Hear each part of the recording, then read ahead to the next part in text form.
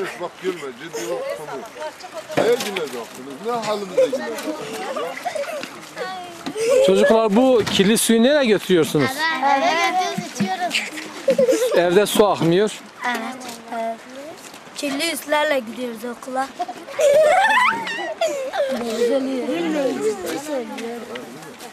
O kirli suyu kaldırın görsünler ha. Sayın valimiz görsün, sayın vekillerimiz görsün. Şu anda burada 700 nüfusluk bir hanedir.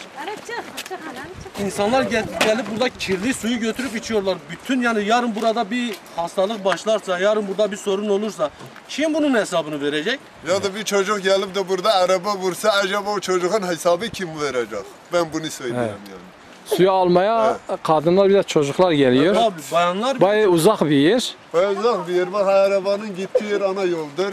Gidip geldiği yerdir. Şimdi bakma kimse yoktur. Bu kaç gün itfaiye geliyor ondan kimse yoktur. O kadar ki geliyor burada tartışıyoruz valla.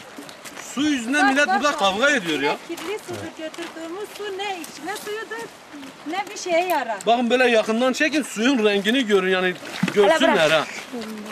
Günümüz Türkiye'sinde görsünler insanlar burada ne rezillik çekiyor, ne su, hangi su içiyorlar. Gülmeyin.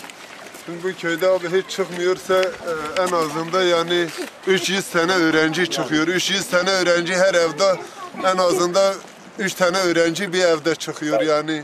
Bu devlet bize el atsın. Rica ediyorum.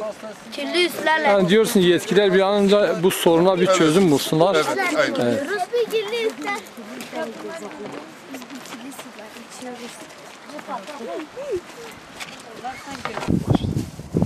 Kanter köyü Sarıçak köyüne bağlı olan biz bir köyüz. Biz 120 hanelik bir köyüz. Şimdi bizim nüfus olarak toplarsan 700-800 kişi bulunmaktadır. Şimdi ben burada devletin yetki kişilere sesleniyorum.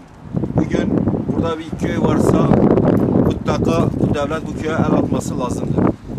Biz bugün Sayın Vali Yardımcısıyla görüşmeye gittik. Sayın Valimiz bize hiç bir şey sormadan, bir şey söylemeden ilken bize söylediği bir şey, siz bir işgalcisiniz. Bu kelimeyi bize kullandılar.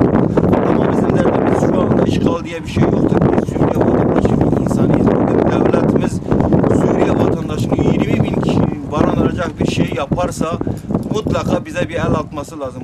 Biz bir vatandaş olarak devletimize diyoruz ki biz buradayız. Burada bizim gücümüz Bingöl'e kadardır ama bizim gücümüz Ankara'ya kadar değildir.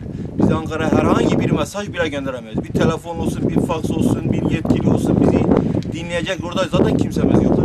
Yalnız buradan bütün bu medya aracıyla sesleniyorum. Burada bir mağduriyet vardır. Bu mağduriyetin acilen giderilmesini